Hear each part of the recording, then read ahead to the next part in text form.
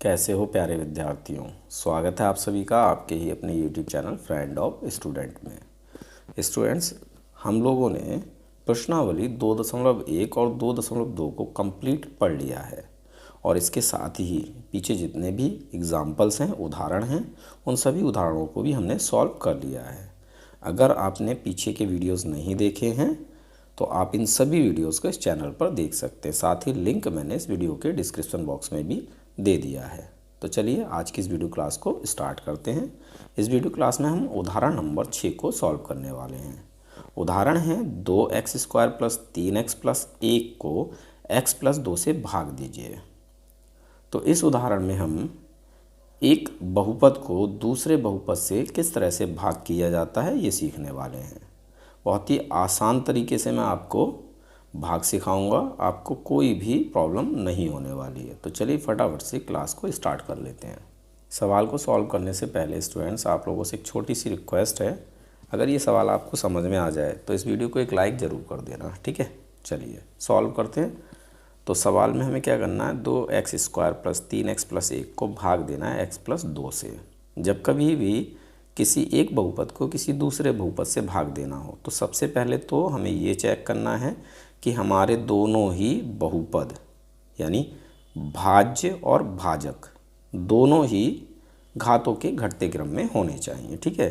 तो यहाँ पर हमारे दोनों ही बहुपद घातों के घटते क्रम में हैं।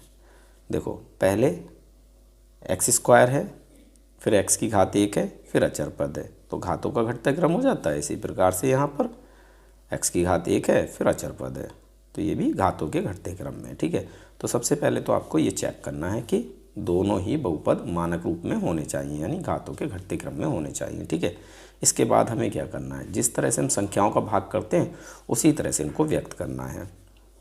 तो हम x प्लस 2 से भाग देंगे 2x² प्लस 3x प्लस 1 को, ठीक है।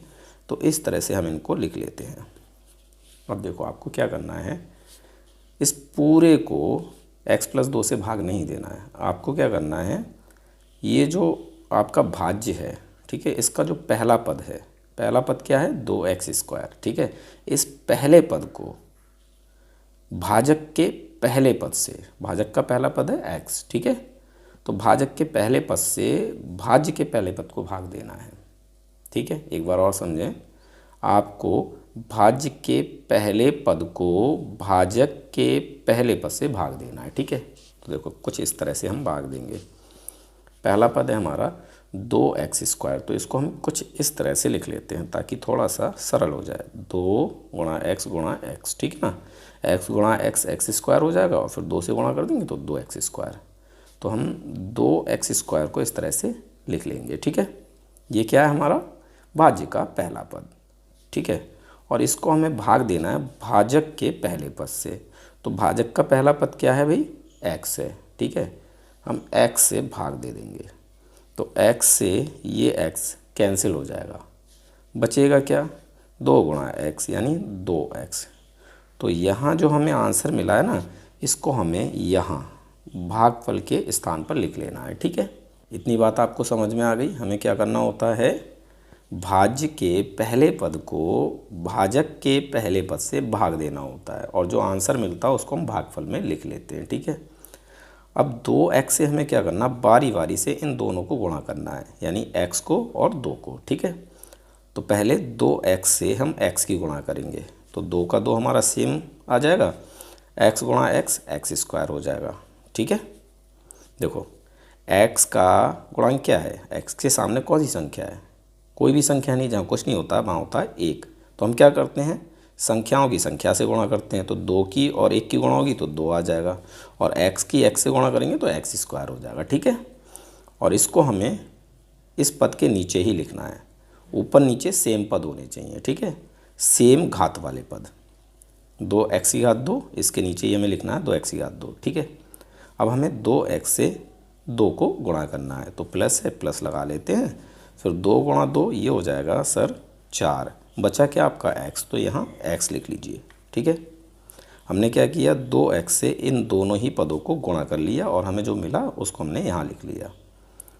एक्स स्क्वायर वाले पद को एक्स स्क्वायर वाले पद के नीचे लिखा है और एक्स वाले पद को एक्स वाले पद के नीचे लिखा है, ठीक है।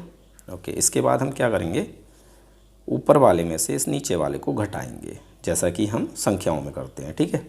तो घटाने के लिए हमें क्या करना होगा, नीचे वालों के चिन्हों को बदलना होगा, ठीक है। देखो 2x स्क्वायर प्लस का है, ये यहाँ कुछ नहीं तो ये है प्लस का, ठीक है। तो इसको हम माइनस का कर लेंगे। इसी प्रकार से 4x ये भी प्लस का है तो इसको भी हमें माइनस का कर लेना है, ठीक है, यानी चिन्हों को बदल लेना है। फिर इस तरह से हम एक लाइन खींचेंगे। अब हम क्या करेंगे, 2x स्क्वायर में से 2x स्क्वायर को घटा लेंगे। क्यों? क्योंकि देखो 2x स्क्वायर ये प्लस का है और 2x स्क्वायर ये माइनस का हो चुका है। जब चिन्ह अलग अलग होते हैं तो हम क्या करते हैं, संख्याओं को आपस में घटा लेते हैं। तो यहाँ पर भी हमें घटा लेना है। 2x स्क्वायर में से 2x स्क्वायर को घटाएंगे तो क्या मिलेगा, 0 मिलेगा। 0 मिलने की स्थिति में आप इस तरह से कैंसिल कर लीजिए, ठीक है। तो ये वाला पद हमारा कैंसिल हो गया। अब हम इन दोनों को सॉल्व कर लेते हैं।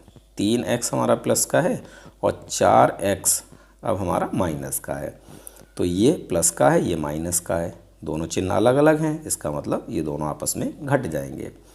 4x में से 3x को हटाएंगे, 1x बचेगा, क्योंकि 4 के सामने माइनस का चिन्ह है, इसीलिए माइनस का 1x, और 1 हम लिखते नहीं है, ठीक है, सीधे सीधे हम x लिख देंगे, माइनस x, ठीक है। ओके, तो ये भी हमारा सॉल्व हो चुका है। अब हमारा यहाँ पर +1 बचता है, तो इस +1 को यहाँ आप लिख लीजिए, ठीक है। ओके, अब देखो आपको इस चीज़ को बिल्कुल भूल जाना है, ठीक है। अब आपका जो नया भाज्य है वो है -x + 1 और भाजक आपका x + 2 ही रहेगा, ठीक है। अब नया भाज्य क्या बन गया है, -x + 1, यानी अब हमें x + 2 से -x + 1 को भाग देना है, क्योंकि ये चीज़ तो हमारी बिल्कुल ख़त्म हो चुकी है, ठीक है। तो हम यहाँ क्या करेंगे, अपने भाज्य के पहले पद को, पहला पद है -x, भाज्य के पहले पद को भाजक के पहले पद से भाग देंगे, ठीक है। ऐसा ही हमने यहाँ किया था, तो ऐसा ही हम यहाँ करेंगे, ठीक है।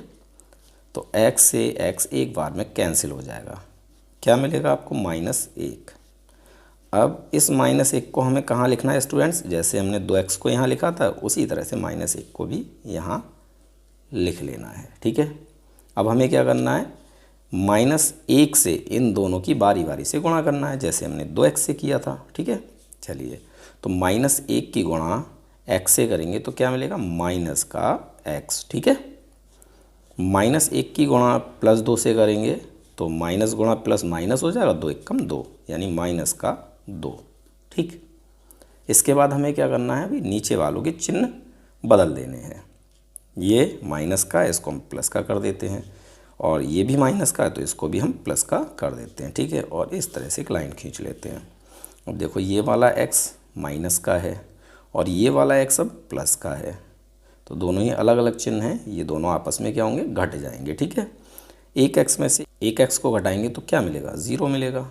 तो 0 के मिलने की स्थिति में हम इस तरह से कैंसिल कर लेते हैं, ठीक है। अब यहाँ आ जाइए, 1 प्लस का है और 2 भी हमारा प्लस का है, ठीक है, क्योंकि हमने चिन्ह बदल लिया है।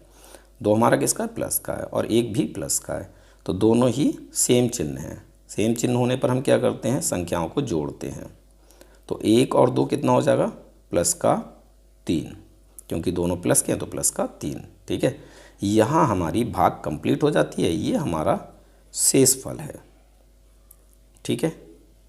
देखो ये कैसे पता चलेगा कि हमारी भाग कंप्लीट हो गई है, अगर शेषफल 0 हो जाए या शेषफल की घात भाजक की घात से छोटी हो जाए तो हमारी भाग कंप्लीट हो जाती है, ठीक है। तो यहाँ देखो शेषफल में घात क्या है, यहाँ x आपको दिख रहा है, नहीं दिख रहा है, और यहाँ हमारी x की घात 1 है, तो यहाँ x की घात क्या है, 0 है। जहाँ x आपको नहीं दिख रहा है वहाँ x की घात क्या होगी, 0 होगी, ठीक है। तो यहाँ x की घात 0 और यहाँ x की घात 1 है, तो ये घात छोटी हो जाती है, ठीक है। तो यही हमारी भाग कंप्लीट हो जाती है। तो ये हमारा शेषफल हो जाएगा और ये हमारा भागफल हो जाएगा, ठीक है।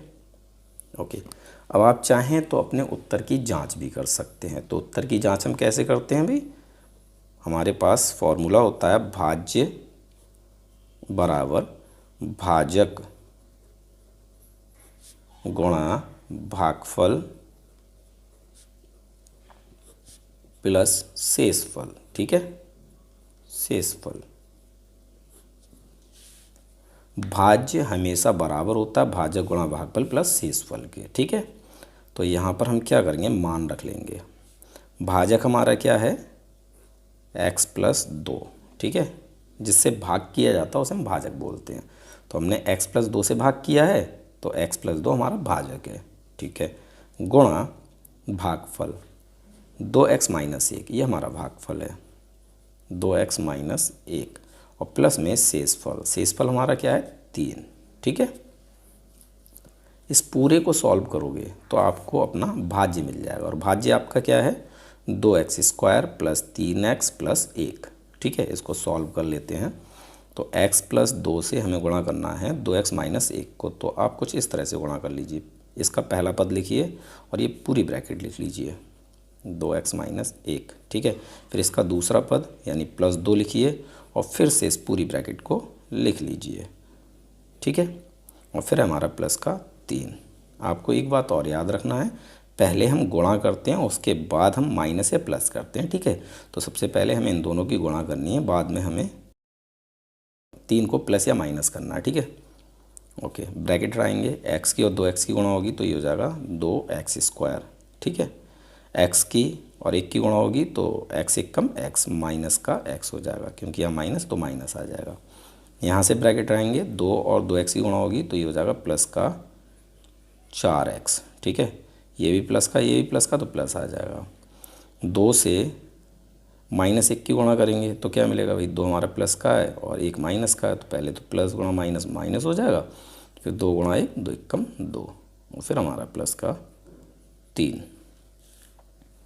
अब आपके इसमें जो सेम पद हैं उनको आप आपस में सॉल्व कर लीजिए। तो देखो, इस पूरे में x की घात 2 वाला कोई पद है नहीं है, केवल एक ही पद है, तो इसको तो आप सेम लिख लीजिए 2x की घात 2। ठीक है, अब देखिए माइनस 1x और प्लस 4x, ये दोनों x वाले पद हैं, तो ये सेम पद हो जाते हैं, इनको आप आपस में सॉल्व कर लीजिए। x माइनस का है और 4x प्लस का है, यानी दोनों के चिन्ह अलग अलग हैं, तो ये दोनों आपस में घट जाएंगे। ठीक है, 4x में से 1x को घटा देंगे तो क्या बचेगा, प्लस का 3x, प्लस का 3x। ठीक है, अब इन संख्याओं को देख लीजिए आप, एक संख्या हमारी माइनस की है, दूसरी संख्या हमारी प्लस की है, यहाँ पर भी चिन्ह अलग अलग हैं, तो ये दोनों संख्याएं आपस में घट जाएंगी। ठीक है, 3 में से 2 को घटाएंगे तो प्लस का 1 बचेगा, तो हमें वापस से क्या मिल गया यहाँ पर, भाज्य। क्या मिल गया, ये भाज्य। ठीक है, तो इस तरह से आप अपनी भाग को चेक भी कर सकते हैं। तो उम्मीद करता हूँ ये सवाल आपको समझ में आ गया होगा। मिलते हैं अपने अगली वीडियो क्लास में।